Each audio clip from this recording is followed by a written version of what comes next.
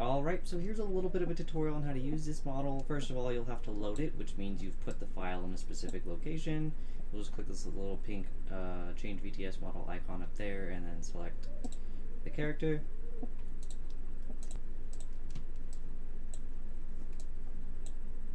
But I'm going to show you the model functions that this model currently has. Kind of just give you an overall how this model works. So in here, these are all of the actual functions that your camera is going to track. So for example, when I turn my head left or right, you'll see this little bubble, little circle dot move based on that. So this is face, the input is face angle. So face angle X is what your camera is seeing. That is when you move your head left or right. And then the output is the parameter that I have rigged, which is the model looking left or right. That way it mirrors your movement. If you find that it looks that you need to move your head less, let's say you have limited neck movement and you can only move your neck maybe a couple degrees, you can change the input here to be a lower number. So like -10 and -10. That way, I barely have to move my head side to side at all, and the model will kind of look way far. For now, I think the defaults are good, but you can tinker with these. One fun one to tinker with is, let's do, I think, is it, not face lean, I want, where's the body rotation Z. So when she leans left or right, like this, from the waist, that is the parameter body angle Z. The input is based on your head angle, so it's not tracking your body, it's tracking your head. So if you were, maybe you don't want her body to move at all, you don't want her to have this movement at the waist, you could just put 0 on all of these, and then when I tilt my head left and right, and from shoulder to shoulder, the head is tilting, but there's no output for that body. So I'm going to go ahead and put it back. But let's say if you think she leans too far, you can, lower these values, and then she'll lean less. So she still has a little bit of that lean, but it's less. So I'll leave that at the default. These ones are the interesting ones that you might want to tinker with if you'd like. These ones are custom ones that I've set up. If you click this little folder down here, you can see the default. This is everything that a standard model needs for tracking. But then I have another one called custom, and these are ones that I myself have set up, and I'll kind of show you what these ones do.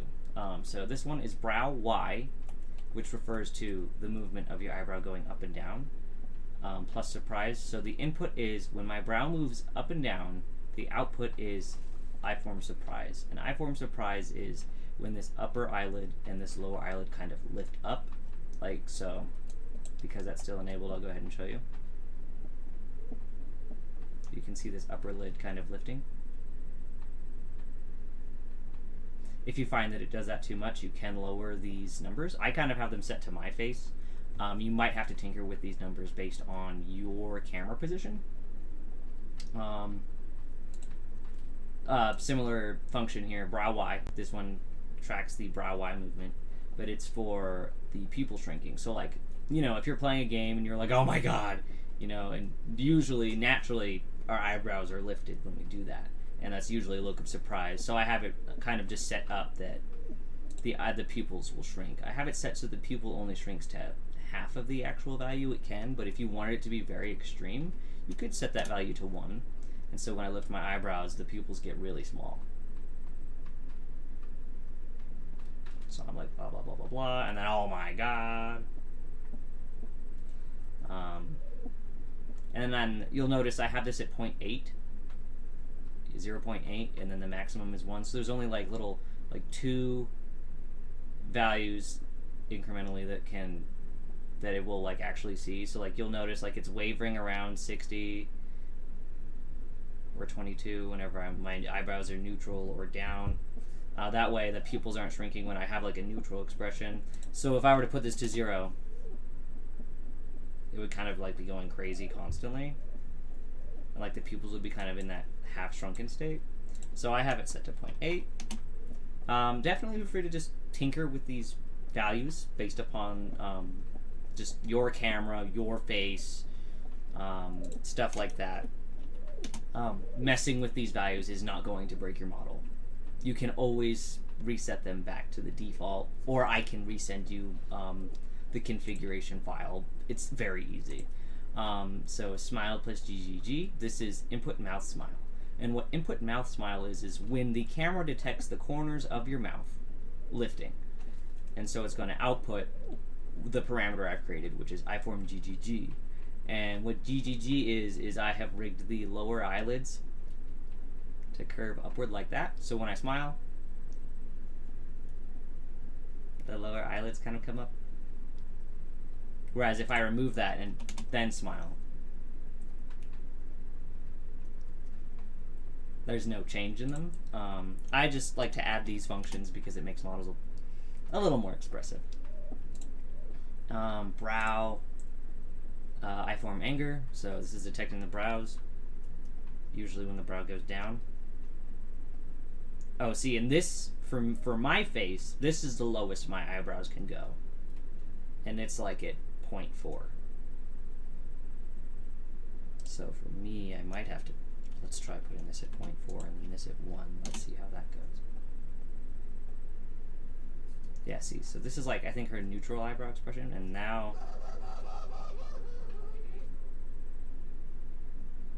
you'll notice the upper eye, like this changes the shape of the eye to look a little more angry. But I can set this to 0. Or I can set this to 0, and then when my eyebrows go down, you'll notice that this doesn't move down. Let's go ahead and put 1 back in there. Now when my eyebrows go down, the eyelids go down a little bit. I just kind of, there we go. I tinker with the values at random. I find, for my face, 0.4 works better than 0. So we kind of get that going on. And then brows plus ear pose is so the ear movement being linked to your eyebrow movement. So when your eyebrows are lifted, the ears can go up.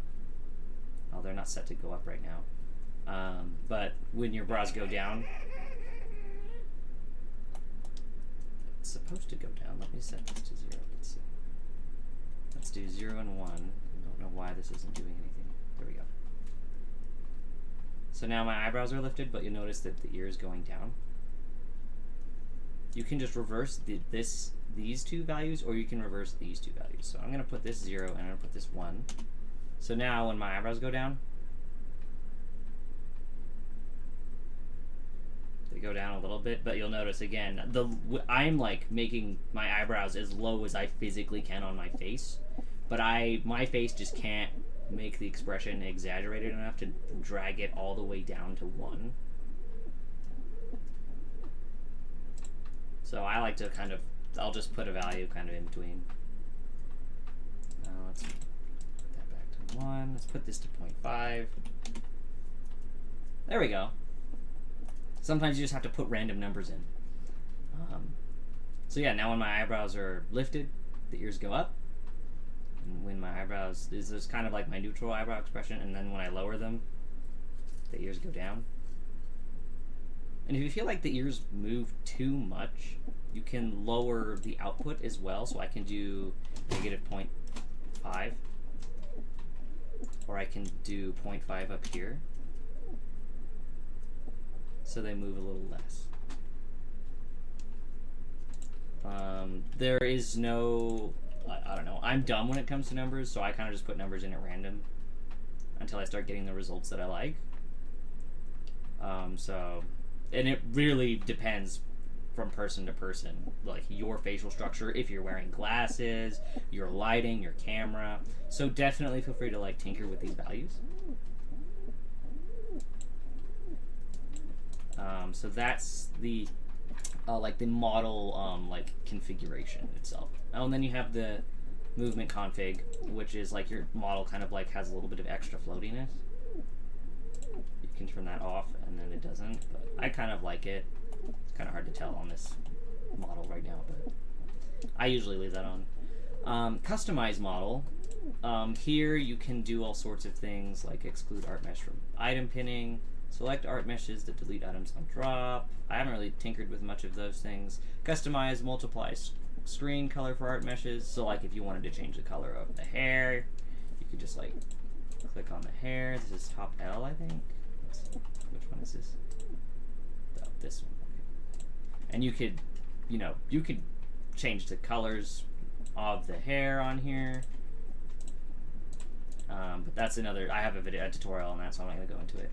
And now I'm going to show you the hotkeys that she has. So I have set up a bunch of expression hotkeys. And I've also labeled like what key I have it set to. If you want to change the key, by all means, change the key. This does not have to stay on key F1. You can put it on any keys you want. I just have it set to F1. So this is anger. So when I press F1, it makes the model look kind of angry. The eyebrows come down. The eye form is angry. The vein pops up. And then it will. I have this little switch checked here that says stop after 10 seconds. So that way I don't have to remember to manually turn that toggle off. It will just stop after 10 seconds. And that's how most of the expressions are set up. So we have GGG, which is just this. But you can do that by smiling, so you don't really need this hotkey, but I've kind of put it in there as an example. F3, sad. F4, it's like a shocked expression. Again, like kind of when your eyebrows are raised, but if you really just want to like manually force it, you can use F4. F5 is the blush. F6, dread. F7, the little eye sparkles, and you see something cool. F8, little heart eyes. It's also kind of fun to pair with the blush. And if you decide that like, oh, I want the heart eyes to always have the blush expression, so I don't have to push both of these hotkeys, you can go to expression editor. You can select, the heart eyes, and you can see what I have set up is this expression activates the following parameters, and you can add the cheek to this so that every time you use the heart eyes expression, that the now when I use that expression, F8, I don't have to push two hotkeys. The blush is included with it. F9 is like some shocked eyes. F10 is an animation that I've included. We've got turbo bonk. So it's lots of bonks. Where's regular bonk? Regular bonk is F11. So it's like less insane of a bonk. Head pats is F12. And then I ran out of F keys, so I started putting them on Control plus keys. So I have Control Q for boop. Control W, guess doesn't do anything. Control E. Oh, I had something on Control W and Control E. Maybe I don't. Okay, well, let's do Control R. Oh, which switches the outfit to like the original version. By default, it will load with the Twitch-friendly version. Oh, I have to fix some of the physics here. You can see the underboob physics. I'll have to fix that. But that does exist in this model. So if you're streaming on a platform that isn't Twitch and they don't have as strict like clothing guidelines, you can use the original outfit that it was designed to have. I have Control T, which puts the other outfit on. I have Control Y, and all that really does is it kind of makes the eyes a little smaller, just overall. I just kind of thought that they were too small when I drew them, so I made them a little bigger to match the artwork. It's super subtle. Nobody would really notice, but, and then I have a stance, which is Control U. Control U, hello. Control U. Is it not set? Oh, it's right Control U, not left Control U. Okay. Right Control U. No, it didn't do it. Left Control, key, U. Okay, there we go. So what this is it's kind of... Oh, I have to fix the layering order there. It's just kind of like a forced stance for the model. It does take away some of the floaty bounciness because the model is now in a fixed position. But it's just kind of an example of what you can do with some of the expression editor parameters. I don't know if you'd really want to use it because a lot of people really like the bounciness, so you may not ever use that, and that's fine. Control I is... Oh, it's right Control I. Okay, right Control I. Is it rotates the tail down. That way, if you find that it's distracting when you're like in the bottom corner and it keeps flying over your screen, you can tell it to be down here instead. And so just Control I, or right Control I, and you can, you know, tell the tail to be back up here. That way, if you're doing like a just chatting and you want the tail swaying behind you, you can have it, or then you can toggle it to go not there. And then just the 0 key will reset the model back to the default state, which is the Twitch-friendly outfit. But if you want me to change it so that it loads in like this outfit for default or whatever, I can. And then another helpful thing, if you really want to get familiar with your model and its functions, definitely go ahead and take the time to like open the expression editor, create a new expression. You don't have to save this expression that you're making. And you can see what each of the parameters in here does. Each of these are things that I've had to rig. Some of them you have to work together with. So like this one turns the boop on, and then this one actually controls the boop itself, the head pat and head pat visibility, so that turns the head pat on, and this is like the one that... These ones up here are used for animations. The boop, the head pat, and the bonk, and the stars. These are all used for animations, so you don't really need to tinker with those ones as much. But like Kira Kira... definitely feel free to like go down this list just to see like what is my model capable of. Can I like, and you can like mix and match, you know, tons of expressions and then create your own expression by just naming it and then saving it. But this way you can see like how the model is rigged and like the functions that it has. For example, we have one that turns the outfit off. This one probably won't be used because Twitch will make a fit about it, I guess. Although technically she doesn't have nudity, and I forgot to put this on that outfit off. But I mean, she doesn't have nip nops or anything, so technically you could stream without the outfit. Tail up, again, you can kind of see just what all these do. And outfit style changes the Twitch-friendly version to the original version. And then I have them kind of broken down. Some of them don't have anything rigged, like eyeball narrow doesn't do anything, but a lot of them are rigged to do things. So definitely like scroll down this thing and just explore the things that you can tinker with, just to see like what functions does my model have. This is just an empty parameter that's from my default thing of hand poses. She doesn't have any hand poses drawn or rigged. But she does have the functions of, like, you can rotate the arms. It's not super pretty and perfect, but, like, I like to include them just as, like, well, if you wanted to pin a PNG to your model where you're holding something in your arms, it's rough and kind of janky, but you can make it happen without like me having to like redraw an entire set of arms and then you spend a bunch more money. So you can like rotate the arms, but then you'll notice, oh no, it's behind her body. These ones control the draw order, so just move them. Oh, I have to fix the hand on that. That's why this model's in the testing phase. So that you can kind of put her in some poses or make her like hold things, and then if you wanted to ever add some hand poses, we can add like different hand gestures. Personally, I think drawing new sets of arms per pose is best, but like for example, if you just wanted her to look kind of like, you know, cute, oops, we could do like, you know, just put both of her forearms behind her.